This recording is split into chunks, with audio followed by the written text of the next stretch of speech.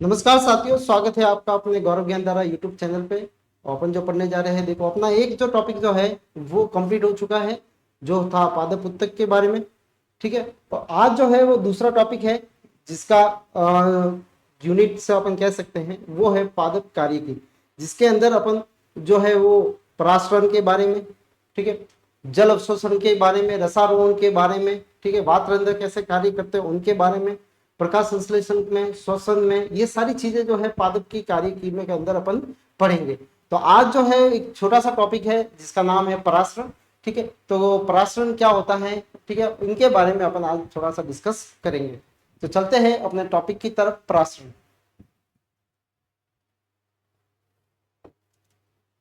परागण देखो क्या होता है। देखो कोई भी जो विलियन है, विलियन की अपन बात करें,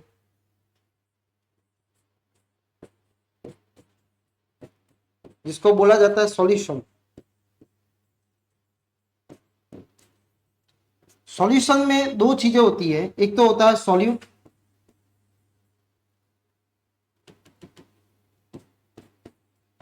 जिसको बोलते हैं अपन विलेन, और एक जिसको जिसमें घोला जाता है जिसको बोलते हैं अपन विलायक। ठीक है, और इसको बोलते हैं अपन सॉल्यूट, इसको बोलते हैं अपन सॉल्वेंट।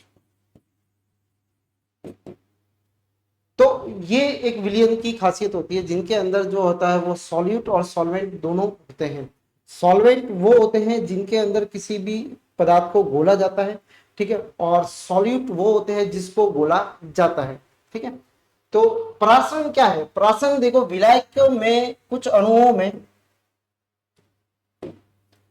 विलायक के अणु का अर्ध पारगम्य झिल्ली द्वारा, कौन सी? अर्ध सेमी प्रीमेबल मेम्ब्रेन में से क्या हो जाना, विसरण होकर, विसरण होना यानी उसका पारगम्य झिल्ली द्वारा आर पार चले जाना, इसी को ही बोला जाता है क्या?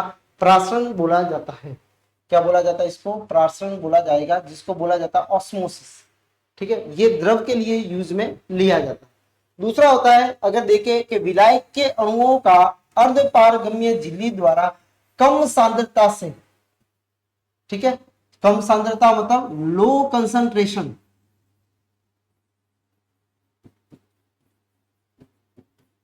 लो कंसंट्रेशन वाले विलियंस से अधिक कंसंट्रेशन वाले विलियंस में, अधिक का मतलब क्या होगा? हाई कंसंट्रेशन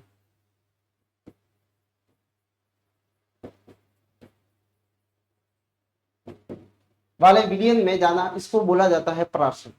ठीक है, यानी विलियन में से लो कंसंट्रेशन जहां पे होगा वहां से कम सांद्रता वाले से अधिक सांद्रता वाले की तरफ अणुओं का जाना क्या बोलेंगे? विलायक के अणुओं का। किसके? विलायक के अणुओं का, ये भी ध्यान रखना। विलायक के अणुओं का कहां पे जाना? लो कंसंट्रेशन से हाई कंसंट्रेशन में जाना, इसको बोला जाता है क्या? परागण बोला जाता है या ऑस्मोसिस बोला जाता है। Low concentration to high concentration. परागण एक प्रकार का विसरण ही है, मतलब विसरण में भी होता है high concentration to low concentration. ठीक है, वहां पे high concentration to low concentration वो सॉलिड के मॉलिक्यूल जाते हैं। ठीक है, यहाँ पे क्या होगा? जहां पानी कम है वहां पे क्या होगा? जहां पानी ज्यादा है वहां से वो आएगा। ठीक है, यानी विलायक के अणु जो होते हैं वो लो कंसंट्रेशन, कम सांद्रता वाले से, ठीक है, अधिक सांद्रता वाले विलियन की ओर जाने को परागण बोलेंगे। ठीक है, यानी या विलायक की बात कर रहे हैं, विलय की बात नहीं कर रहे, इसकी बात नहीं कर रहे।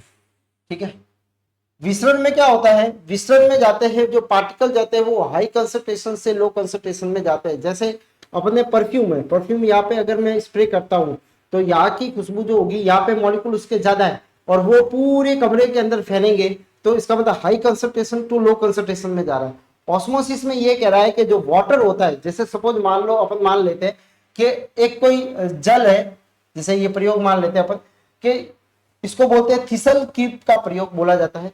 ये यहाँ पे जल लिया गया है, यहाँ पे क्या ले गए? ये एक कीप ले गया है और ये शर्करा वाला क्या है? सॉल्यूशन है। इसमें शर्करा वाला सॉल्यूशन है। इसके आगे वाले जो भाग पे जो है वह इस पे बाटे जो बांधी गई है वो चमड़े की क्या होती है? एक मेम्ब्रेन होती है जिसको परमानेंट मेम्ब्रेन बोला जाता है, वो यहाँ पे बांधी गई है। ठीक है, ये ऐसा कीप है और इस कीप के यहाँ पे एक मेम्ब्रेन को बांधा गया है। ठीक है, किसको बांधा गया है, मेम्ब्रेन को बांधा गया है। अब इस मेम्ब्रेन में क्या होगा, इसमें शुगर वाला सॉल्यूशन है, शुगर वाला सॉल्यूशन है, ये है शर्करा वाला सॉल्यूशन, शुगर सॉल्यूशन है, शुगर सॉल्यूशन है, ठीक है। अब शुगर सॉल्यूशन में वाटर कैसा होगा, लो कंडीशन में, पानी कैसा होगा इसके अंदर, कम होगा, ठीक है। अच्छा, या बाहर जो है या जल ज्यादा है, यहाँ पे इसकी कंसंट्रेशन कैसी होगी, हाई होगा जल।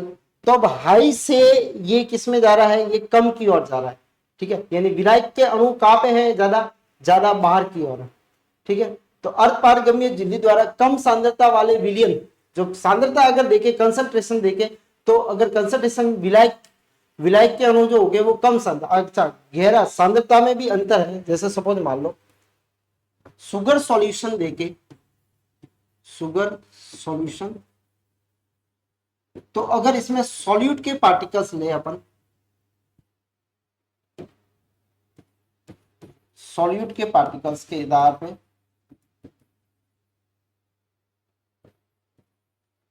सॉल्यूट के पार्टिकल्स के आधार पे इसकी कंसंट्रेशन कैसी है, लो कंसंट्रेशन, हाई कंसंट्रेशन अगर इसकी ले तो हाई,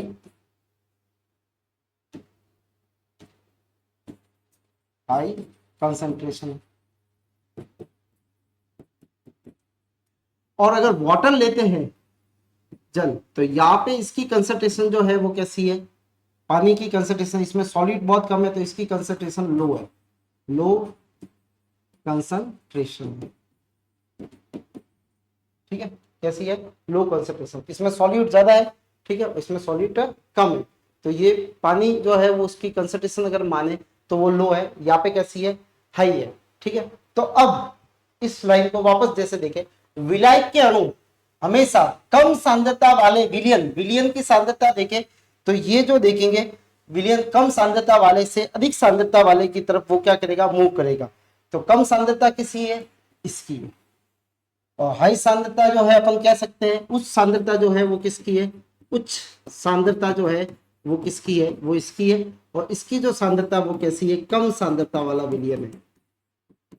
ये अपन बात किसकी कर रहे हैं, विलियन की कर रहे हैं, किसकी कर रहे हैं, विलियन की, किसकी बात कर रहे हैं, ये भी विलियन है, ठीक है। तो अब जो होगा वो पानी जो होगा वो इस लो वाले से मूव करता करता किसमें जाएगा, इस वाले में जाएगा, शुगर सॉल्यूशन के अंदर जाएगा। तो ये थोड़ा कंफ्यूजन जो है इसको दूर करना है, ठीक है। तो यहाँ पे क्या हो रहा है कि लो कंसंट्रेशन से विलायक के, विलायक मतलब विलायक यहाँ पे कौन है, सॉल्वेंट, सॉल्वेंट के मॉलिक्यूल, सॉल्वेंट के मॉलिक्यूल कौन से हैं, वो है वाटर के, किसके हैं, वाटर मॉलिक्यूल से।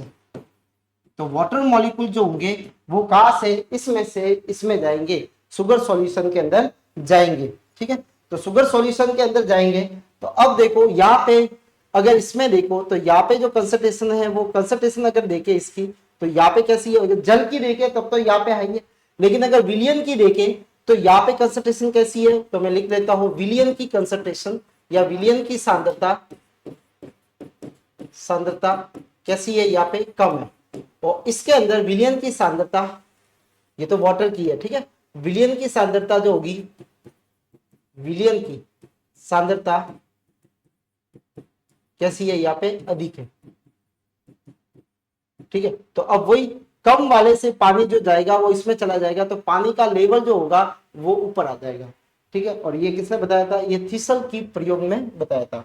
तो पराशर एक प्रकार का मिश्रण ही है, लेकिन इसके अंतर्गत दो तंत्र के बीच में अर्ध पारगम्य क्या होती है, झिल्ली होती है। जैसे मैंने अभी एक एग्जांपल बताया आपको परफ्यूम वाला, तो वहां पे कोई झिल्ली नहीं है, सीधे हाई कंसंट्रेशन से लो कंसंट्रेशन में वो जा रहे हैं, उच्च सांद्रता से निम्न सांद्रता की ओर वो जा रहे हैं, लेकिन मेम्ब्रेन नहीं है। यहाँ पे क्या है, मेम्ब्रेन है, पानी जाएगा वो हर जो है वो लो कंसंट्रेशन से हाई कंसंट्रेशन में जा रहा है, ठीक है, लेकिन वो किसके जरिए जाएगा, वो एक मेम्ब्रेन के जरिए जाएगा, किसके जरिए जाएगा, एक मेम्ब्रेन के जरिए वो क्या करता है, मूव करता है, ठीक है। तो ये होता है क्या इसको बोला जाता है परासरण, क्या बोला जाता है, ऑस्मोसिस।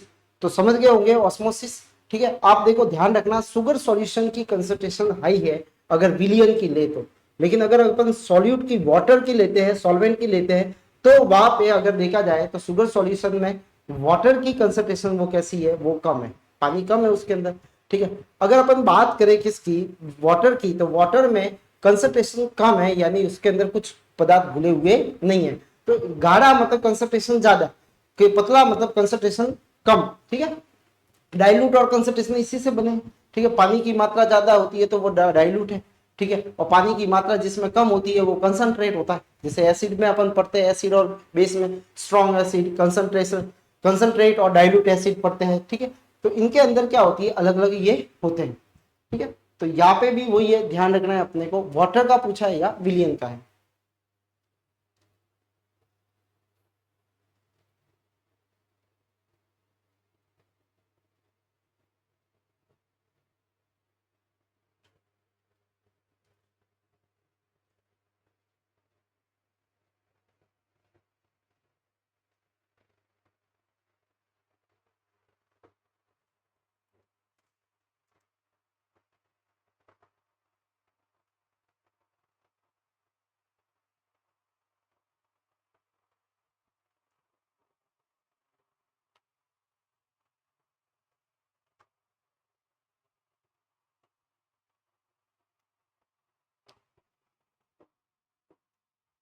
नेक्स्ट है प्राशन के प्रकार, ठीक है।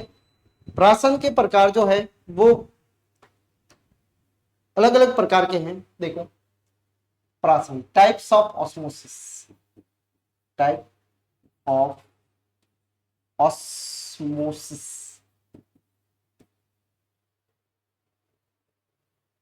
पहला है अंतःप्राशन।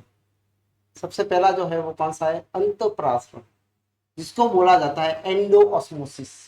दूसरा जो है जिसको बोला जाता है वही प्राशन, जिसको बोला जाता है एक्सो ऑस्मोसिस। क्या बोला जाएगा, एक्सो ऑस्मोसिस। नाम से पता लग रहा है कि अगर कोई चीज या विलियन या पानी जो है वो अंदर आ रहा है, इसका मतलब वो कौन सा है, एंडोप्लाज्मो प्लाज्मो ऑस्मोसिस होगा, ठीक है। और अगर बाहर जा रहा है तो बोलेंगे इसको एक्सो ऑस्मोसिस बोला जाएगा, वही प्राशन और अंतःप्राशन, ठीक है। चलो, जब किसी सामान्य कोशिकाओं को अल्प परासरणी विलयन में रखा जाता है, ठीक है, जिसको बोला जाता है अल्प परासरणी। अल्प परासरणी, अल्प परासरणी का मतलब है यहाँ पे कि इसको रखा गया है किसके अंदर, जल के अंदर रखा गया है, ठीक है। तो ये आपका अल्प परासरणी विलयन कौन सा है, यहाँ पे जल है।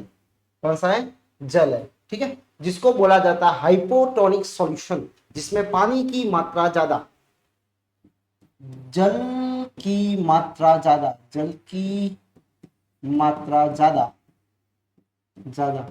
दूसरा अपन कह सकते हैं कैसा, डाइल्यूट या तनु विलियन। किसी कोशिका को रखा गया, किसको रखा गया है, किसी कोशिका को रखा गया, माना ये कोशिका को इसके अंदर रखा गया है, ठीक है। इसको रखा गया, यहाँ पे कोशिका को रखा गया है।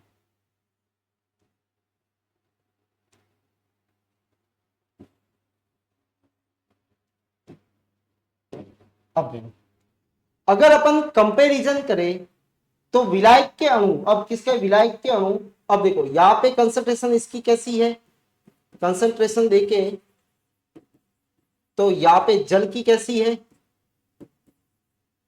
जल की कंसंट्रेशन लो है, ठीक है। इसमें इसकी कंसंट्रेशन अगर देखे विलियन की, विलियन की इसमें कैसी है, हाई है, ठीक है। तो अभी मैंने एक लाइन बताई थी, low concentration to high concentration. तो जल के अणु जो होगा उनका प्रवेश जो होगा वो किसमें होगा, सेल के अंदर होगा। तो जल के अणु कहां पे जाएंगे, तो जल के अणु, जल के अणु कोशिका के अंदर प्रवेश करते हैं, कोशिका के अंदर प्रवेश करते हैं, अंदर प्रवेश करते हैं, जिससे कोशिका स्फीत अवस्था में आ जाती है, यानी फूल जाती है। तो पानी के मॉलिक्यूल जो है वो बाहर से इसके अंदर आ रहे हैं, इसका मतलब इसके अंदर कौन सा परासरण हो रहा है, इसका अंदर जो है वो अंतःप्रासरण हो रहा है। कौन सा परासरण हो रहा है, अंतःप्रासरण हो रहा है, ठीक है। तो विलियन के अणु पादप कोशिका में प्रवेश करते हैं, ठीक है, वो भी किसके, विलायक के, किसके, विलायक के अणु जो है वो किसमें प्रवेश करेंगे, पादप कोशिका के अंदर। तो जल का किसी भी तंत्र में परासरणी प्रवेश अंत प्रवेश कहलाता है, या अंत परासरण कहलाता है। क्या कहते हैं इसको, अंत परासरण कहलाएगा, एंडोऑस्मोसिस कहलाएगा। जैसे आप किसी किशमिश को, जैसे किशमिश अपन डालते हैं खीर में वगैरह, तो यहाँ पे जल में डालने पर किशमिश का फूल जाना किसका एग्जाम्पल है, अंत परासरण का एग्जाम्पल है। यानी पानी जो है, विलायक के अणु जो है वो किसमें आ गए, उसके अंदर। अच्छा, मूल रोम द्वारा जल का जो अवशोषण होता है वो भी इसी प्रकार से होता है। ठीक है, बाहर जहाँ जल है यानी उसकी कंसंट्रेशन वहां पे लो है, और अंदर जो सेल है उसकी कंसंट्रेशन हाई है। तो विलायक के अणु जो होंगे, जल के अणु जो होंगे, वो लो कंसंट्रेशन से हाई कंसंट्रेशन के अंदर क्या करेंगे, प्रवेश करते हैं। तो सीधी सी बात है, वहां से पानी में से उस रूट हेयर की कोशिकाओं के अंदर जो है वो क्या आ जाएगा, पानी आ जाएगा। ठीक है, तो ये होता है अंतःप्राशन। दूसरा होता है जिसका नाम है बहिःप्राशन। क्या होता है, बहिःप्राशन। बहिःप्राशन में क्या होता है, किसी भी कोशिकाओं को अति प्रासरणी विलयन में, जिसको बोला जाता है हाइपरटोनिक। हाइपरटोनिक का अपन कह सकते हैं जिसमें हाई कंसंट्रेशन हो, हाई कंसंट्रेशन वाला सॉल्यूशन, हाई कंसंट्रेशन वाला सॉल्यूशन जो होगा उसके अंदर किसी सेल को रखा जाए। सपोज मान लो यहाँ पे मैंने लिया, और यहाँ पे जो है मैं किसी सेल को रख रहा हूं इसके अंदर। ठीक है, ये सेल को रखा। ठीक है, तो यहाँ पे सेल को अंदर रखने से अब मैं बाहर की तरफ जो है वो ले रहा हूं, जो सॉल्यूशन ले रहा हूं। ठीक है, उसको थोड़ा सा मैं अलग कलर का कर देता हूं, ब्लैक का कर देता हूं। ठीक है,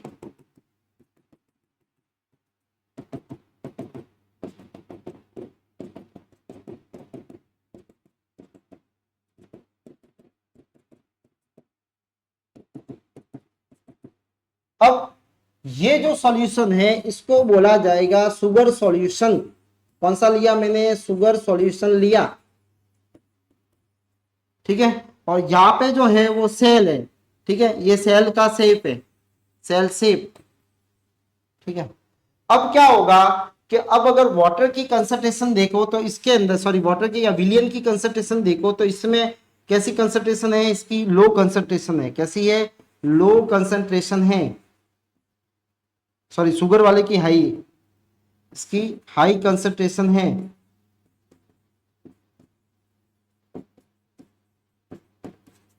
ठीक है, इसमें कैसी है, इसमें लो कंसंट्रेशन है।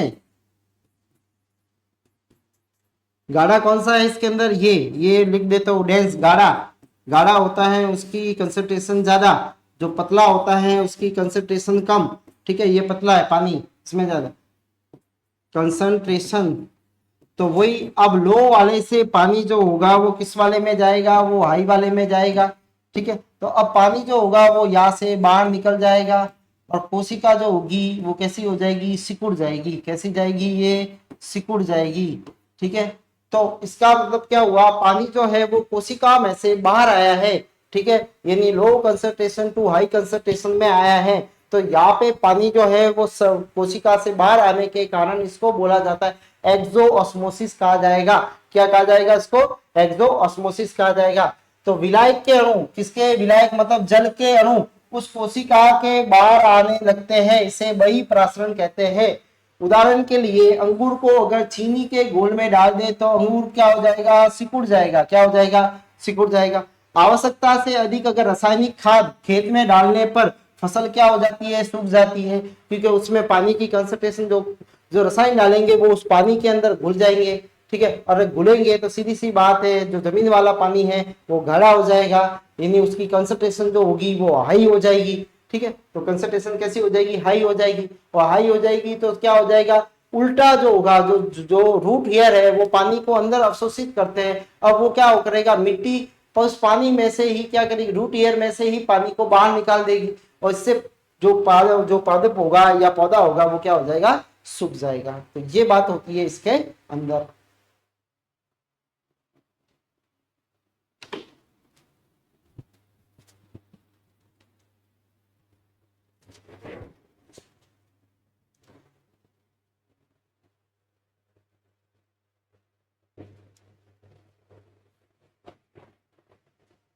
नेक्स्ट है वो है प्राशन के महत्व क्या है। ठीक है, जो ये प्राशन हो रहा है इसका क्या महत्व है।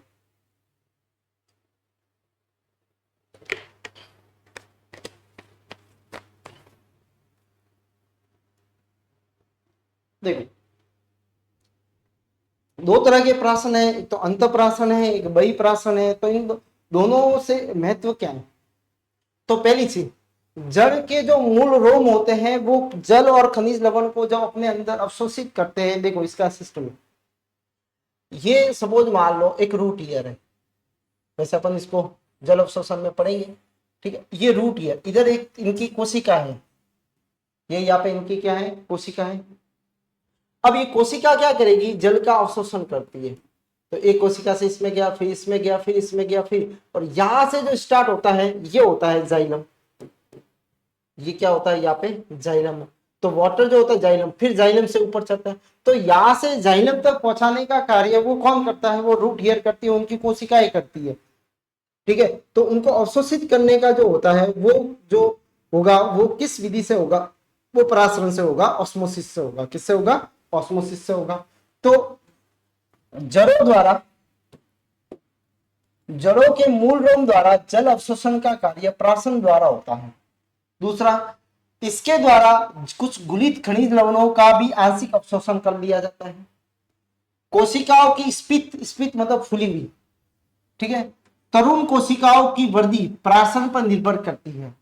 ठीक है, तरुण जो कोशिकाएं होगी उनकी जो वृद्धि होगी वो प्राशन पर निर्भर करती है कि पानी आएगा, फूलेगी, ठीक है, तब उसका वॉल्यूम बढ़ेगा, तब जाके वो डिवाइड होगी। पादप के विभिन्न अंगों व कोशिकाओं के मध्य जल का संबंध जो होता है वो किसके द्वारा होता है, वो प्राशन से। जैसे बताया था आपको गार्ड सेल में। ठीक है, तो गार्ड सेल में भी अवशोषण जो होता है वो किस विधि से होता है, वो प्लाज्मो या ऑस्मोसिस के जरिए होता है। ठीक है, रंध्रों का खुलना एवं बंद होना आ गया। ठीक है, बीजाणु ध्वनि का स्फुटन, पानी जब सूखेगा तब वो सूखेगी और सूखने से क्या होगा, वो स्फुटन होगा। पौधे की स्फीत गतिविधियां प्राशन से होती है। जैसे आपने देखा होगा टच मी नॉट प्लांट है, टच मी नॉट प्लांट को जब अपन टच करते हैं, ठीक है, तो क्या होगा, तो वहां पे जो उसमें जो मूवमेंट होता है जिसको अपन नेस्टिक मूवमेंट बोला जाता है, जो नेस्टिक मूवमेंट जो होता है वो वाटर के मूवमेंट के कारण ही होता है। ठीक है, उसके बाद में है पुष्प, पत्तियां, पुष्प आदि निश्चित आकृति प्रदान करना, यानी उसको बनाए हुए रखना। आपने देखा जब पानी अगर नहीं होता है तो पत्तियां मुरझाई हुई नजर आती है, पानी उसमें ज्यादा है तो वो कैसी होती है, खिली हुई नजर आती है। तो उसकी जो आकार आकृति है वो प्रदान करने में स्फुति दाब जो होता है वो करता है। ठीक है, पादों, पादपों में, ठीक है, हिमकरण, फ्रीजिंग, सुक्शन मतलब जो सूख जाते हैं के प्रति प्रतिरोधक क्षमता अधिक परासन सांद्रता के कारण होती है। क्योंकि पानी कितना अंदर लेगा ये डिपेंड करेगा उसके ग्रेडियंट पे डिपेंड करता है कि उसका जो प्राशन ऑस्मो रेगुलेशन कैसा है उसका। ठीक है, फलों व बीजों के स्फुटन और प्रकीर्णन में भी किसका उपयोग होता है, प्राशन का उपयोग किया जाता है। तो ये है प्राशन के उपयोग।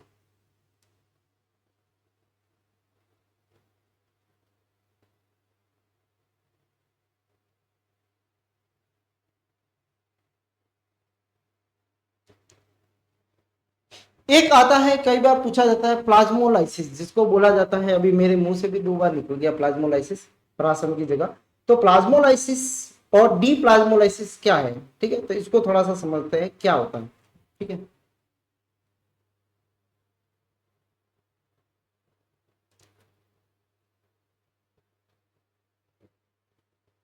अगर किसी कोशिका को, सेल को, वो भी कौन सी सेल, पादप कोशिका, ठीक है, ये पादप कोशिका मान लेते हैं।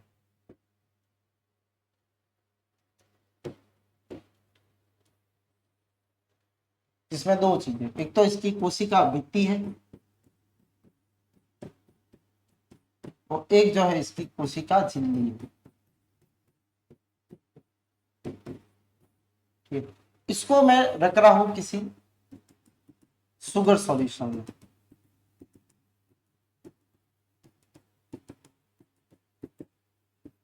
शुगर सॉल्यूशन में,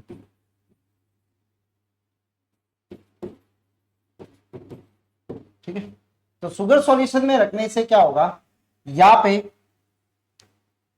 इसकी कंसंट्रेशन कैसी है, कंसंट्रेशन जिसको बोलेंगे अपन सांद्रता, वो कैसी है, यहाँ पे उच्च है, उच्च या हाई, ठीक है। और इसके अंदर देखें तो कंसंट्रेशन कैसी है, गाढ़ापन कम है, तो इसकी कैसी है, लो है, यानी कम सांद्रता, कम सांद्रता है। तो अब पानी जो होगा वो कम सांद्रता से किसकी तरफ जाएगा, अधिक सांद्रता। तो पानी जो होगा इस कोशिका में से क्या आ जाता है, बाहर आ जाता है, पानी जो होगा इस कोशिका में से बाहर आ जाएगा, ठीक है, और शुगर वाले सॉल्यूशन के अंदर आ जाएगा, ठीक है। तो इसका जो हाल जो होगा वो क्या होगा, इसका हाल कुछ इस प्रकार हो जाएगा कोशिका का, कि इसकी सेल मेम्ब्रेन, तो कोशिका भित्ति तो ऐसी की ऐसी रहेगी, ठीक है, लेकिन कोशिका जो झिल्ली है, ठीक है, वो कैसी हो जाएगी, वो बिल्कुल ऐसी सिकुड़ जाएगी, क्या हो जाएगी, सिकुड़ जाएगी, ठीक है, क्या हो जाएगी, सिकुड़ जाएगी। इसी को बोला जाता है जीवधर्य संकुचन। जीवधर्य का क्या हो गया, संकुचन हो गया, प्लाज्मो का लाइसिस हो गया, तो इसलिए इसको बोला जाता है प्लाज्मोलाइसिस। लेकिन जब इसी सेल को जलीय विलयन, जल के विलयन में डाला जाता है, ठीक है, तो वापस ये कैसी हो जाती है, वापस फूल जाएगी, इसके जैसी हो जाएगी, ठीक है। तो इसको बोला जाता है क्या, देखो कोशिका का इसमें, इसको बोला जाता है जीव द्रव्य संकुचन, ठीक है, संकुचन बोला जाएगा, ठीक है। तो देखो किसी पादप कोशिका को अति परासरणी हाइपरटोनिक में रखा जाएगा, यानी हाइपरटोनिक का मतलब गाढ़ा, गाढ़ा मतलब शुगर सॉल्यूशन, किसमें रख रहे हैं अपन, शुगर सॉल्यूशन में रख रहे हैं, ठीक है। विलयन में रखा जाए तब जल का वही प्राशन होता है, कौन सा प्राशन होता है, एक्सोऑस्मोसिस हो रहा है, बाहर आ रहा है जल के कारण कोशिका का जीव जरिए क्या हो जाता है, सिकुड़ जाता है। इस क्रिया को क्या बोलते हैं, जीव जरिए संकुचन या प्लाज्मोलाइसिस कहते हैं। पादप कोशिका का अति प्राशनीय घोल में रखा जाता है, तो वही प्राशन के कारण कोशिका का जीव जरिए जल बाहर की ओर गति करता है, इसलिए जीव जरिए क्या हो जाता है, इसका सिकुड़ जाता है, यानी जीव जरिए में से जो जल था वो बाहर चला गया। फलस्वरूप कोशिका भित्ति तथा सिकुड़ा जल द्रव्य के मध्य खाली स्थान जो बाहरी गोल में भर जाता है, जो जाता है, धीरे धीरे जीव द्रव्य संकुचित होकर कोशिका के कोने में जमा हो जाता है। इस क्रिया को ही जीव द्रव्य कुंचन या प्लाज्मोलाइसिस कहते हैं, ठीक है। जीव द्रव्य कुंचित कोशिका को प्लाज्मोलाइज सेल बोलेंगे, क्या बोलेंगे इसको, प्लाज्मोलाइज सेल कहते हैं, कोशिका कहते हैं। जीव द्रव्य संकुचन की प्रारंभिक अवस्था में प्रारंभिक जीव द्रव्य संकुचन, ठीक है, कहते हैं, जब शुरुआती वाले में प्रारंभिक जीव द्रव्य संकुचित कोशिका को अधोप्राशनी घोल में रखा जाए, अधोप्राशनी मतलब जल वाला घोल, जल वाला यानी अपन कह सकते हैं पतला, यानी तनु, डाइल्यूट, क्या बोल सकते हैं इसको, डाइल्यूट,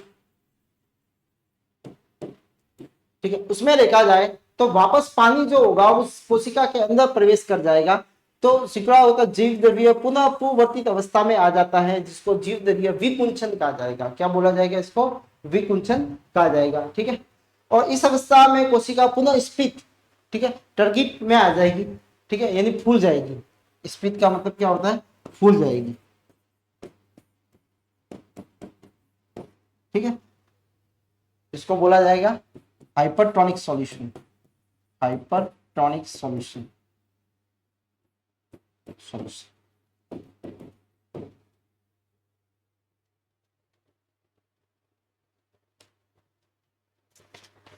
तो दोनों है।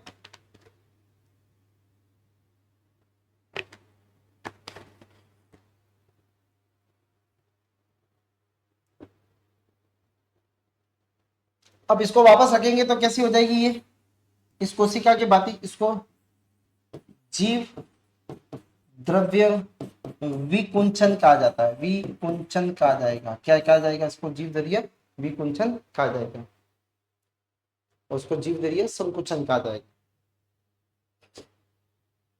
अब जीव द्रव्य प्रक्रिया के प्रायोगिक, ठीक है, प्रदर्शन जैसे एक किया था रोही लो डिस्कलर, रोइलो डिस्कलर ने पादप की पर्ण की निचली अधिचर्म को अलग करके उसके दो टुकड़े कर लेते हैं।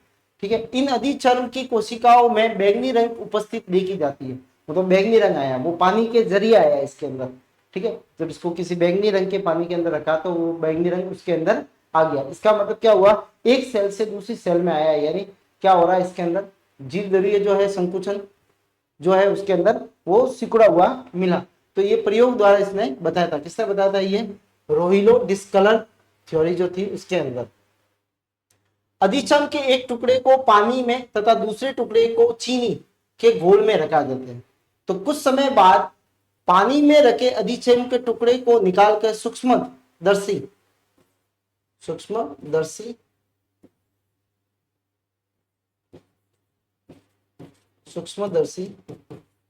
में देखने पर उसकी कोशिका स्फीत या फूली हुई नजर आती है। कैसी नजर आती है, उसको पानी में रखा तो वापस कैसी आएगी, उसकी फूली हुई नजर आ रही है। ठीक है, लेकिन उसको शुगर सॉल्यूशन में रखा तो कैसी नजर आ रही है, उसको बिल्कुल सिकुड़ी हुई नजर आती है। इसी प्रकार चीनी के घोल में रखने पर उसके सूक्ष्मदर्शी पे देखने पर उसके कोशिकाओं के मध्य बैंगनी रंग का जीव द्रव्य एक संकुचित मिल जाता है। जीव द्रव्य कैसा हो जाएगा, तो इसमें तो कैसी आएगी, बिल्कुल फूली हुई नजर आएगी। ठीक है, और इसमें कैसी नजर आएगी, इसमें इस तरह से नजर आएगी। ठीक है, जीव द्रव्य बिल्कुल कैसा हो गया, संकुचित हो जाता है। जीव द्रव्य संकुचन का प्रदर्शित करने वाली कोशिकाओं को शुद्ध जल में रखने पर पुनः वापस स्फीति हो जाती है, जिसको जीव द्रव्य क्या बोला जाता है, विकुंचन कहा जाता है। तो बात वही है जो अभी बताई थी आपको। ठीक है, कि जल में रखेंगे तो वो फूल जाएगी, स्फीत में आ जाएगी। ठीक है, और वापस उसको शुगर वाले में रखेंगे, ठीक है, तो वो सिकुड़ जाएगी। ठीक है, और शुगर वाली से वापस उसको अगर जल में रखेंगे तो वापस हो जाएगी। ठीक है, तो सिकुड़ने को बोला जाता है जीव द्रव्य संकुचन, और वापस जब वो टर्गिड हो जाती है या स्फीत में अवस्था में आ जाती है तो उसको बोला जाता है क्या, जीव द्रव्य विकुंचन।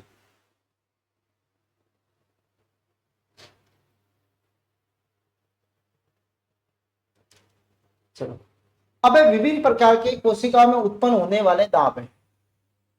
कौन कौन से दाब, एक तो स्फीत दाब है, टर्गिड प्रेशर बोलते हैं, जिसको टीपी बोला जाता है। क्या बोला जाता है, इसको टीपी बोला जाता है। ठीक है, जीव सजीवों की पादप कोशिकाओं में अंतःप्रासरण, अंतःप्रासरण मतलब जब कोशिका के अंदर क्या आता है, वाटर। ठीक है, अंतःप्रासरण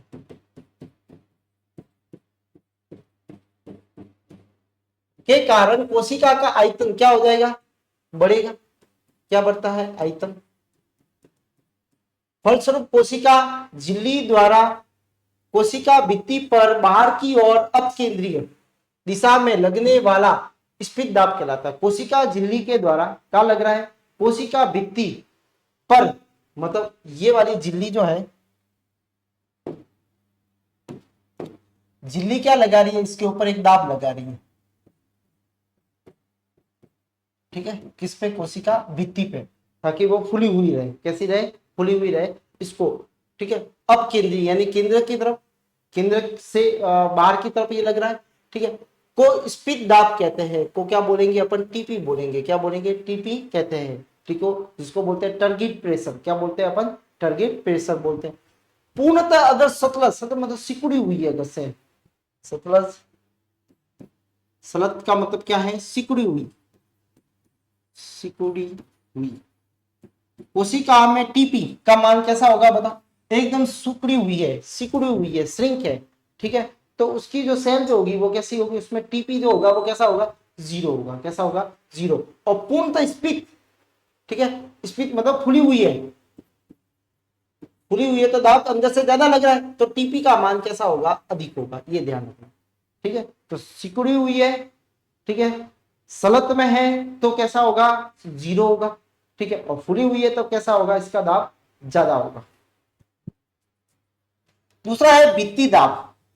पादप की कोशिका की स्फीत अवस्था में कोशिका भित्ति द्वारा कोशिका द्रव या कोशिका झिल्ली पर बाह्य से भीतर की ओर अभिकेंद्रीय दिशा में एक का दाब प्रयुक्त किया जाता है, जो स्फीत दाब का विरोध करता है, जिसे बोलते हैं वॉल प्रेशर। क्या बोला जाता है, वॉल प्रेशर। तो देखो, ये है अपनी एक कोशिका, पादप कोशिका, ये है इसकी कोशिका झिल्ली, ठीक है, इसको बोल देता हूं कोशिका भित्ति, कोशिका भित्ति,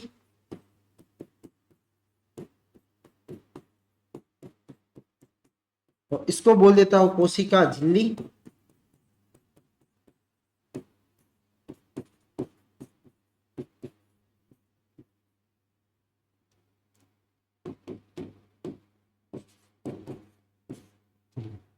अब देखो ये इसकी तरफ जो दाब लग रहा है ग्रीन वाला, जो कहा लग रहा है बाहर की तरफ, क्या लग रहा है अपकेंद्री, ठीक है, कैसा लग रहा है इसको अपकेंद्री। तो ग्रीन वाला जो दाब है इस वाले को बोला जाता है क्या, इस वाले को बोला जाएगा स्पित दाब। क्या बोला जाएगा, स्पित दाब।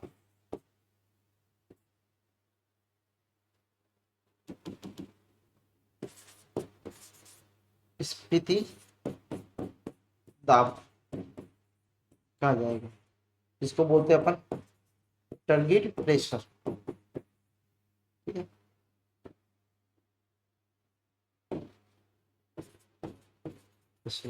अच्छा, दूसरा जो है वॉल दाब, वॉल का लगेगा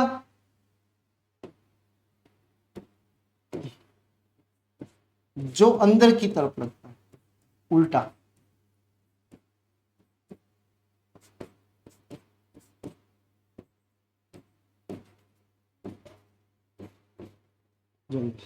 ठीक है। तो इसको बोला जाता है वॉल प्रेशर। क्या बोला जाता है, वॉल प्रेशर बोला जाएगा, जिसको बोलते हैं अपन भित्तीय दाब, भित्तीय दाब, ठीक है। जो कैसा लगता है वो अभिकेंद्री लगता है, अभिकेंद्री, केंद्र से अंदर की ओर, सॉरी केंद्र की तरफ, केंद्र की तरफ। ये कैसा लगता है, ये बाहर की तरफ, बाहर की तरफ,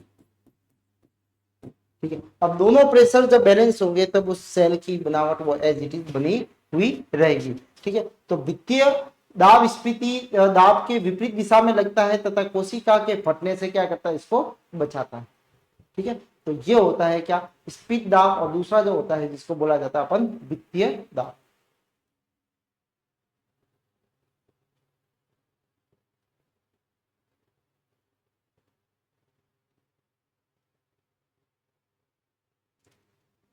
अब है प्रासंग दाब। प्रासंग दाब क्या है, वह दाब जो शुद्ध, वह दाब जो शुद्ध जल को अर्धपारगम्य झिल्ली से दूसरी तरफ विद्यमान विलयन में प्रवेश करने से रोकने के लिए आवश्यक को प्रासंग दाब कहते हैं। ऐसा नहीं, देखो प्रासंग दाब जो होगा वो मेंटेन करता है, पानी जो होगा वो एक दूसरे के अंदर से नहीं जाए। जब भी ये दाब में अंतर आएगा, ध्यान रखना ये बात रोकने का बोल रहा है, इसलिए मैं आपको इस लाइन को मतलब समझा रहा हूं कि रोकने के लिए आवश्यक होता है, ताकि जल जो है वो एक से इधर नहीं जाए, और ये जाएगा तब भी कब जाएगा, जब दाब में कोई अंतर आएगा, ठीक है। जब आपके दाब में अंतर होगा, यानी दोनों के अंदर जल की मात्रा अगर बराबर है, तो सीधी सी बात है वो कहाँ पे रहेंगे, जिसको बोला जाएगा इस ऐसे विलयन जिसमें जल की सांद्रता बराबर है, ठीक है, तो उसको बोला जाएगा आइसोटोनिक। कौन सा सॉल्यूशन बोला जाएगा, आइसोटोनिक सॉल्यूशन बोला जाता है, ठीक है। समपरासरणी, जिसको बोला जाता है समपरासरणी विलयन, ठीक है। तो इस अवस्था में क्या करेगा, ये रोकेगा परासन दाब। दूसरे शब्दों में ये भी कह सकते हैं कि विलयन को उसके विलायक जल से अर्धपारगम्य झिल्ली द्वारा पृथक करने पर विलयन में उत्पन्न होने वाले अधिकतम दाब को परासन दाब कहते हैं।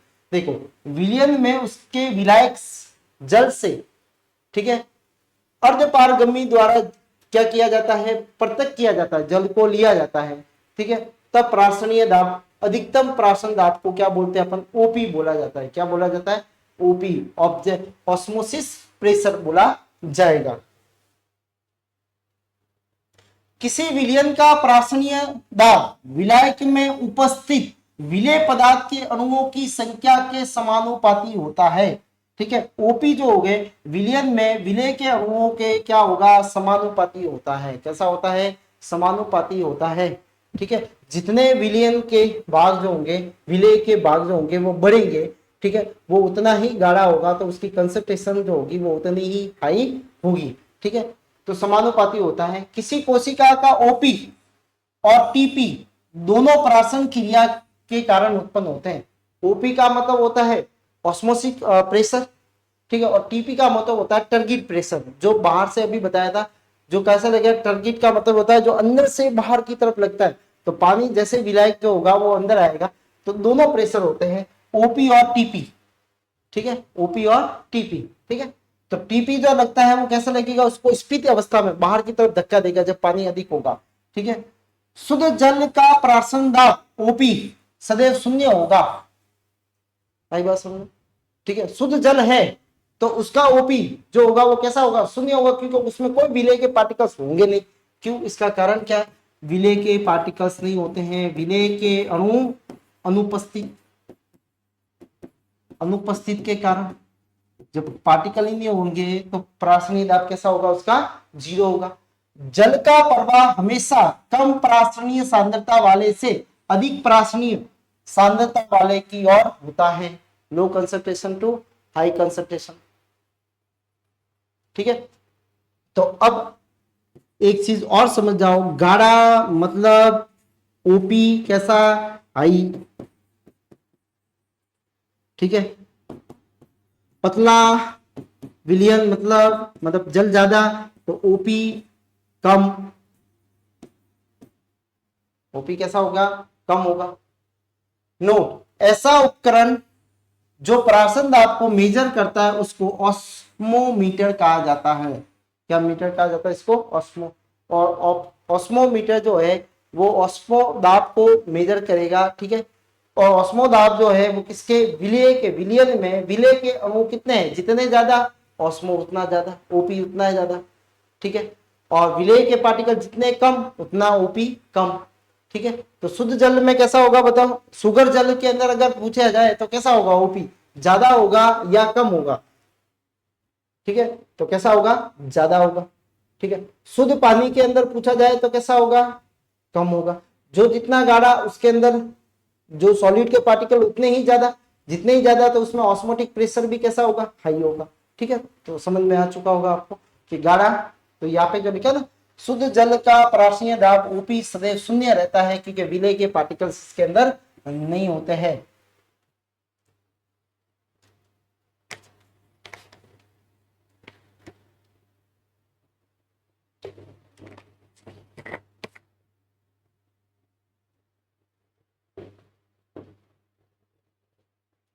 अब है विसरण दाब न्यूनता, जिसको बोलते हैं डिफ्यूजन प्रेशर डिफिक्ट डेफिसिट, जिसको बोलेंगे डीपीडी।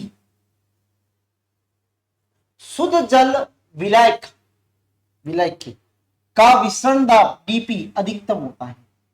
विसरण होने, अब देखो अब इसमें विसरण का है परफ्यूम वाला। ठीक है, तो उसमें अर्धपारगम्य झिल्ली नहीं, वही पार्टिकल्स मूव करेंगे। तो ये कह रहा है कि शुद्ध जल का विसरण दाब डीपी अधिकतम होता है। ठीक है, यदि शुद्ध जल के अंदर विलेय के पदार्थ की कुछ अणु मिला दिए जाए तो विलयन का विसरण दाब शुद्ध जल से क्या हो जाएगा, कम हो जाएगा। ठीक है, तो विसरण दाब के लिए क्या है, विसरण दाब, विसरण दाब के लिए क्या होता है, विसरण दाब किसका ज्यादा होगा, डीपी। डीपी हाई किसमें होगा, पतला वाला जो होगा उसमें कैसा होगा, हाई। हाई किसमें होगा, शुद्ध।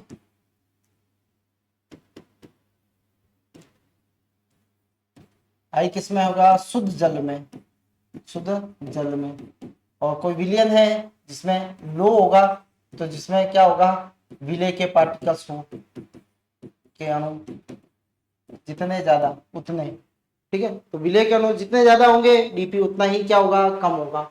अतः शुद्ध जल एवं विलयन में विसरण दाब में अंतर पाया जाता है। अब दोनों के, एक तो शुद्ध जल वाला है और दूसरा जो है वो विलयन। जैसे अपन मान लो कि एक कोशिका को अपन किसके अंदर रखते हैं, अपन शुगर वाले सॉल्यूशन के अंदर रखते हैं या जल वाले सॉल्यूशन में रखते हैं, ठीक है, या किशमिश को अपन जल में रखते हैं, तो दोनों के अंदर अगर अपन देखें तो विलय के अणु जो होंगे उनमें अंतर पाया जाता है। किसके?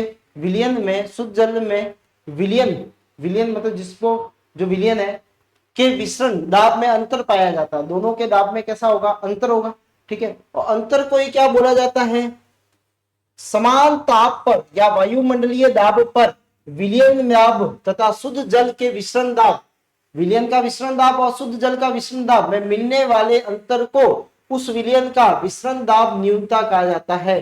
जिसको क्या बोला जाएगा? विसरण दाब न्यूनता कहा जाएगा, ठीक है। यानी विलयन का और शुद्ध जल के बीच में जो अंतर है विसरण दाब का, उसको क्या बोला जाएगा? उसको विसरण दाब न्यूनता कहा जाएगा। विसरण दाब न्यूनता को सूचक दाब भी कहा जाता है, सक्सेशन प्रेशर भी कहा जाएगा, मतलब कितना वो खींचेगा, सक्सेशन प्रेशर एसपी भी कहा जाता है। यदि विलयन की विलायक को अवशोषित करने की क्षमता है, यानी वो जल को अगर लेने की क्षमता है, तो दूसरे शब्दों में विसरण दाब न्यूनता कोशिका में जल की मांग होगी। तो सीधी सी बात है, देखो अभी मैंने बताया शुद्ध जल का कैसा होता है, हाई, तो शुद्ध जल में तो पानी वो मांगेगा नहीं, और ठीक है। लेकिन अगर मैं किशमिश का एग्जांपल दूं तो किशमिश में क्या कैसा है? विसरण दाब कम होगा, ठीक है, क्योंकि पानी उसके अंदर कम है, तो वो क्या करेगा? पानी और मांगेगा। मतलब इसको अगर जल में रखेंगे तो पानी उसके अंदर जाएगा। कौन सा ऑस्मोसिस होगा?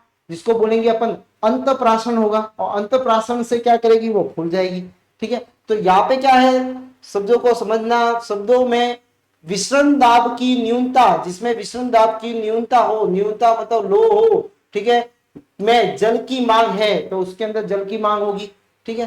डीपी डी किसके बराबर है? ओपी, और पी का भी बताया osmosis pressure minus TP. TP का मतलब क्या है? टर्गिट प्रेशर। अगर टर्गिट प्रेशर को इसमें से माइनस कर दें तो डीपीडी, डीपी, ठीक है, ऑफ द प्योर सॉल्वेंट, ठीक है, ओपी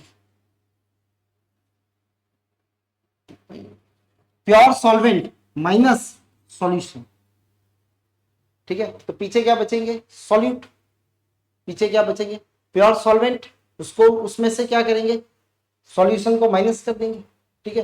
तो जो आएगा वो क्या आएगा? इसमें डीपी आ जाएगा। क्या आ जाएगा? डीपी आएगा। मिश्रण के दाब को अपन क्या कर लेंगे? इसमें से माइनस करेंगे। एक पूर्ण सलत कोशिका, सलत कोशिका मतलब सिकुड़ी हुई है, बताओ डीपीडी का मान कैसा होगा? सिकुड़ी हुई है, यानी पानी की डिमांड उसमें क्या होगी? ज्यादा के कम, ज्यादा, वो ज्यादा लेने की कोशिश करेगा, तो वहां पे डीपीडी का मान अधिकतम होगा। लेकिन अगर आपको कहे कि पूर्ण स्फीत वाली कोशिका है, तो उसके अंदर कैसा होगा? डीपीडी का मान शून्य होगा। कैसा होगा? शून्य होगा। विभिन्न दाबों की पारस्परिक संबंध क्या है?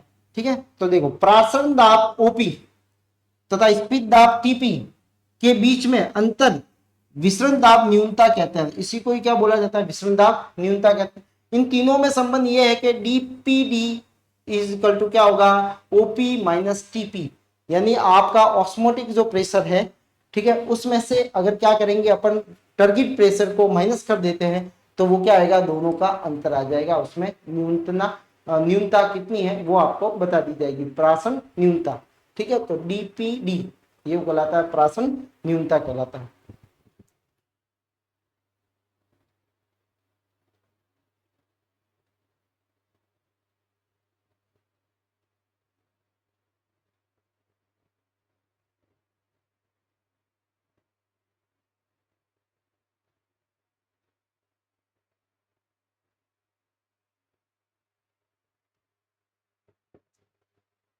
नेक्स्ट है, जब कोशिका पूर्णतः सलत हो, सलत का मतलब कैसी हो? बिल्कुल एकदम सिकुड़ी हुई हो, तो वहां पे किसका मान ज्यादा होगा?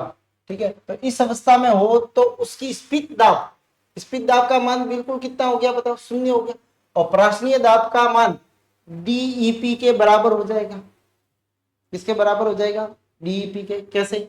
डीईपी बराबर होगा ओपी माइनस टीपी। और टीपी कितना है, टर्गेट प्रेशर कितना है, बिल्कुल जीरो है, क्योंकि वो कैसी है, सिकुड़ी हुई है, सिकुड़ी हुई सेल है, ठीक है, यानी वो कैसी है, श्रिंक है।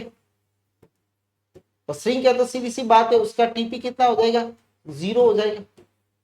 कैसा हो जाएगा, जीरो।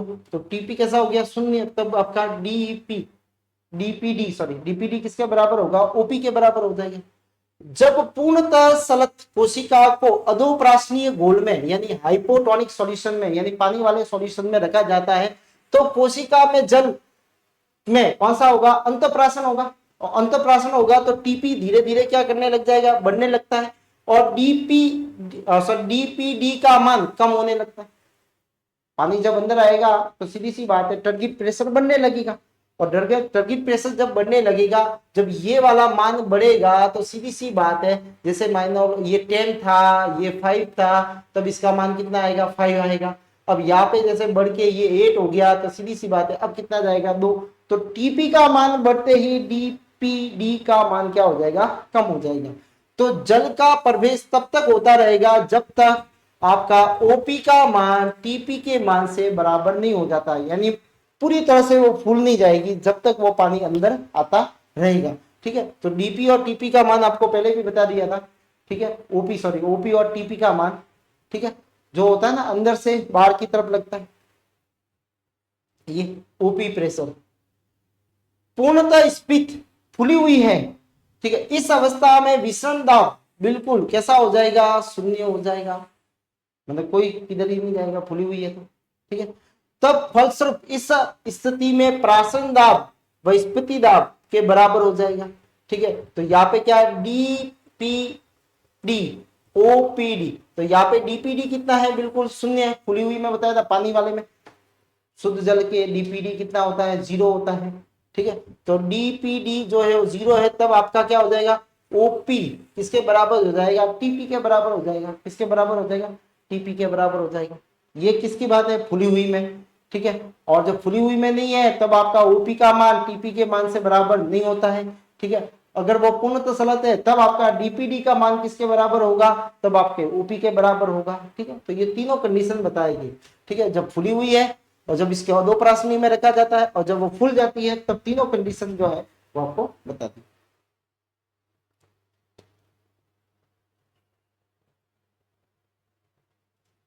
अब जल विभव की अवधारणा, जल विभव की अवधारणा क्या है।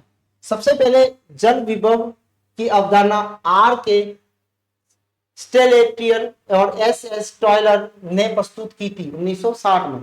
उष्मागति के नियमानुसार इन्होंने बताया कि किसी भी तंत्र की सभी घटकों में कुछ ना कुछ मुक्त ऊष्मा होती है या ऊर्जा होती है, जिससे उसे कार्य करने की क्षमता मिलती है। क्या मिलती है, उसको कार्य करने की क्षमता मिलती है। प्राशन क्रिया में जल के अणुओं का अर्धपारगम्य झिल्ली से होते हुए अंदर या बाहर आर पार गति करने के लिए किसकी जरूरत पड़ती है, मुक्त ऊर्जा की आवश्यकता होती है। ठीक है, जल का जल विभव शून्य होता है। शुद्ध जल का जल विभव कितना होगा, शून्य होगा, डीपी प्रेस। ठीक है, तो शुद्ध जल का विलायक की स्वतंत्र ऊर्जा सबसे अधिक होती है, ध्यान रखना। शुद्ध जल की विलायक में, शुद्ध जल है तो उसमें विलायक की स्वतंत्र ऊर्जा जो होती है वो उसकी कैसी होती है, ज्यादा होती है। इसमें अगर विलेय पदार्थ मिला दिया जाए, कुछ विलेय पदार्थ इस पानी के अंदर मिला दिया जाए तो क्या होगा, तो स्वतंत्र ऊर्जा का मान क्या हो जाएगा, कम हो जाएगा। क्या हो जाएगा, उसका मान कम हो जाएगा। शुद्ध जल पानी या अणुओं की स्वतंत्र ऊर्जा विलयन में पानी के अणुओं की स्वतंत्र ऊर्जा के बीच में अंतर पाया जाता है। अब एक तो शुद्ध जल के स्वतंत्र ऊर्जा कितनी है, एक अपन ने उसमें पानी में के अंदर विलय मिला के दोनों के बीच में क्या होगा, स्वतंत्र ऊर्जा का मान में क्या आएगा, अंतर आएगा। ठीक है, जो अंतर आएगा, ठीक है, विलयन का जल विभव कहते हैं, जिसको किसके द्वारा प्रदर्शित करते हैं, साई के द्वारा प्रदर्शित किया जाता है। ये जो सिंबल है ये क्या है, साई वाला सिंबल है, इसके द्वारा प्रदर्शित किया जाता है। ठीक है, ये साई जो है वो क्या है, डब्ल्यू, डब्ल्यू मतलब वाटर। दूसरे शब्दों में किसी विलयन में विलायक जल के स्वतंत्र ऊर्जा अपने शुद्ध विलायक जल की तुलना में जितनी कम होती है, भाई एक तो शुद्ध जल में सबसे ज्यादा होती है पहली बात तो, ठीक है। और दूसरी बात अगर अपन बात करें कि किसी विलय में अपन ने कुछ विलय के पदार्थ उसी पानी के अंदर 2 विलयन लिए, एक तो शुद्ध जल वाला लिया और उसी शुद्ध जल से कुछ पानी लेके अपन ने उसमें विलय के डाला। अब दोनों के अगर स्वतंत्र ऊर्जा देखे तो दोनों में अंतर आएगा, तो वो जो अंतर होगा उसी को क्या बोलेंगे अपन, उसको बोला जाएगा क्या, विभव, ठीक है, जिसको बोला जाएगा जल का विभव बोला जाएगा। उस तंत्र या विलयन का जल विभव कहते हैं, ठीक है। जल विभव का ग्रीक शब्द साई के द्वारा से प्रदर्शित किया जाता है। यह विभव की सामान्य इकाई बार है, कौन सी है, बार, जिसे वायुमंडलीय एटमॉस्फेयर में होती है, ठीक है, एटमॉस्फेरिक प्रेशर से इसको मेजर किया जाता है। यूनिट क्या इसकी, बार होती है। तो शुद्ध जल का क्या होगा, विभव जो होगा वो सबसे ज्यादा होता है, या स्वतंत्र ऊर्जा क्या होती है उसकी ज्यादा होती है।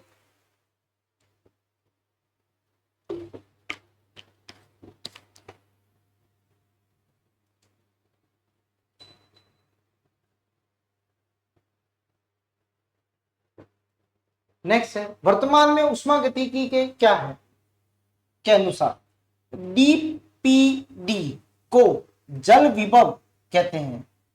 अभी क्या कहते हैं, डीपीडी को ही क्या बोलते हैं अपन, जल विभव, जिसका मान ऋणात्मक होता है। कैसा होगा, ऋणात्मक, यानी डीपीडी साई कितना होता है, ऋणात्मक, या अपन पानी का ले तो कितना होगा यहाँ पे, साई जो होगा वो डब्ल्यू हो जाएगा, ठीक है, माइनस में। ओपी, ओपी जिसको ऑस्मोटिक प्रेशर बोला जाता है। विलय विभव, प्रासनीय विभव, ठीक है, जिसको बोलते हैं सॉलिड पोटेंशियल, ऑस्मोटिक पोटेंशियल कहते हैं। इसे साई एस के द्वारा क्या किया जाता है, प्रदर्शित किया जाता है। इसका मान भी कैसा होता है, ऋणात्मक होता है। कैसा होता है, तो ओपी इज इक्वल टू क्या हो जाएगा, minus psi S. TP target pressure को दाब विभव, जिसको बोलेंगे अपन प्रेशर पोटेंशियल, तथा ये कब होगा, जब पानी अंदर आएगा, पानी ज्यादा आएगा तभी तो टारगेट प्रेशर बढ़ेगा, सीधी सी बात है। तो पानी आएगा इसका मतलब क्या होगा, इसे विलयन का क्या बोला जाता है, साई पी के द्वारा प्रदर्शित किया जाता है। इसका मान कैसा होता है, धनात्मक होता है। ये कैसा होगा, तो इसका मान क्या होता है, धनात्मक होता है, ठीक है। इसको बोलेंगे अपन प्लस टीपी, ठीक है, प्रासनीय विभव। विलयन में विलयन की सांद्रता को प्रदर्शित करता है। अच्छा, ये किसकी सांद्रता को प्रदर्शित करता है, विलय की सांद्रता को प्रदर्शित करता है। किसकी, विलय की, ठीक है, टारगेट प्रेशर। अब टारगेट प्रेशर में सीधी बात है, विलय की सांद्रता, विलय जितना कम होगा उसका टारगेट प्रेशर उतना ही ज्यादा होगा। जल विभव जिसको बोलते हैं अपन साई डब्ल्यू, विलय की उपस्थिति में ऋणात्मक होगा। अब वही आ गया, देखो ये लाइन, जल विभव डीपीडी, डीपीडी का मान कब ज्यादा होगा, मैंने अभी बताया था कि अगर विलय ज्यादा, विलय आ गया, ठीक है, इसका मतलब उसका मान क्या हो जाएगा, कम हो जाएगा, ऋणात्मक। विलय आते ही उपस्थिति में क्या लिखा है, जल विभव विलय की उपस्थिति में ऋणात्मक हो जाता है, इसलिए प्रासरण विभव का मान भी कैसा हो जाएगा, ऋणात्मक हो जाएगा, ठीक है। और अगर विलय नहीं है, ठीक है, अवधारणा में अगर आधार पर जल का विभव, प्रासनीय विभव और दाब विभव के बीच में अगर संबंध करें तो प्रासनीय जल विभव बराबर क्या होगा, प्रासनीय विभव प्लस दाब विभव, ठीक है। तो ये आ गया साई डब्ल्यू बराबर साई एस और साई पी, ठीक है। ये इसका मान कैसा होता है, साई, ठीक है, ये कैसा होगा, डब्ल्यू बराबर, ये ऋणात्मक होता है, ठीक है। या अपन इसको ले लें, ये दोनों जो होंगे वो कैसे होंगे, साई एस, साई एस ऋणात्मक है, साई डब्ल्यू भी कैसा होता है, ऋणात्मक होता है, और साई पी कैसा होता है, धनात्मक होता है। तो साई डब्ल्यू बराबर क्या होगा, साई एस बराबर साई पी, ठीक है। तो ये होते हैं अपने इसके दाब, ठीक है, जिसको बोलते हैं अपन कौन सा, जल विभव, जिसको साई के द्वारा प्रदर्शित किया जाता है, ठीक है। और इसका मान कैसा होता है, हमेशा ऋणात्मक होगा।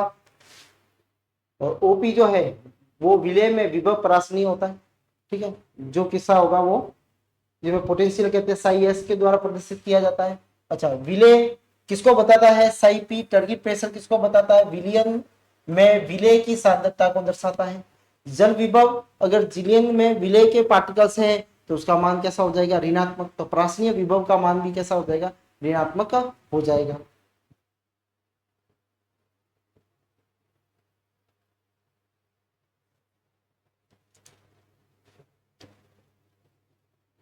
अब है एक अर्धपारगम्य झिल्ली से बनी हुई थैली को चीनी की चांद्र घोल में देते हैं। देखो, अर्धपारगम्य झिल्ली से बनी हुई कोई थैली है,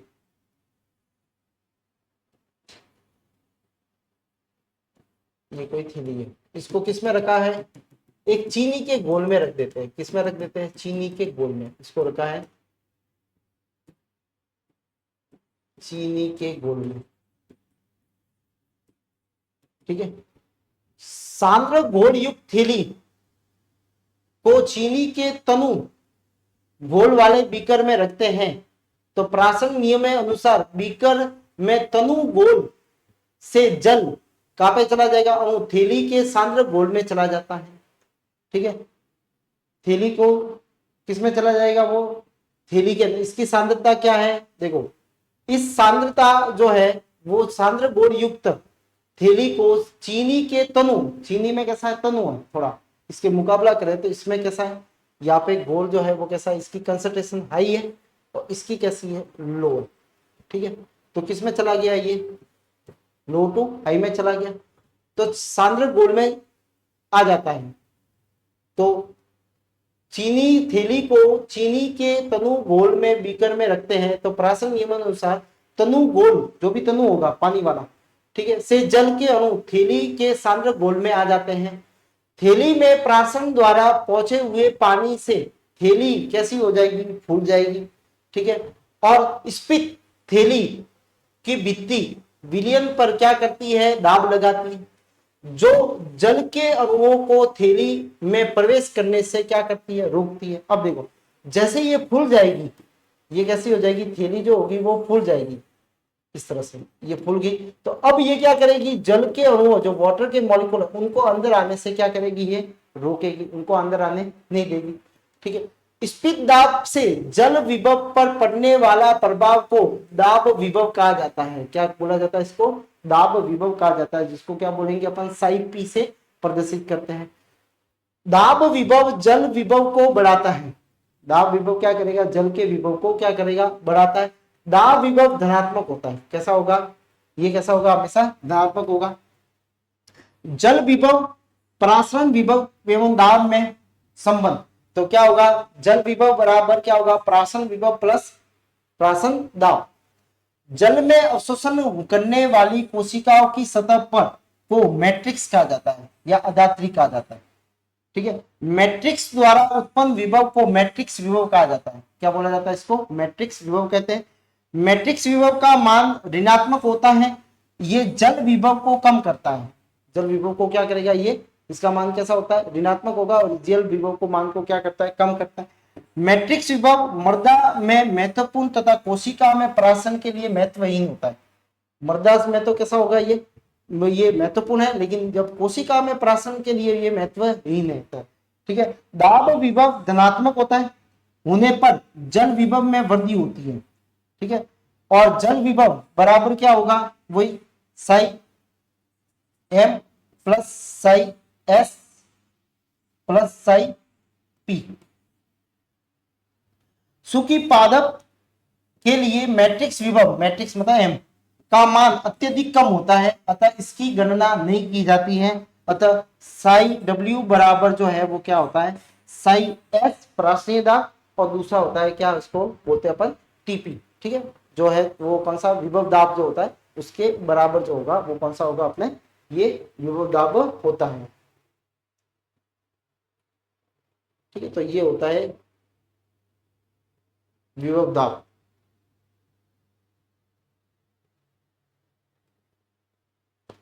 अब है अंत अवशोषण। अंत अवशोषण, अंत मतलब कहा जाएगा, वाटर जो होगा वो कहा जाएगा, अंदर की तरफ जाएगा। किसी पदार्थ को ठोस कणों द्वारा किसी द्रव के बिना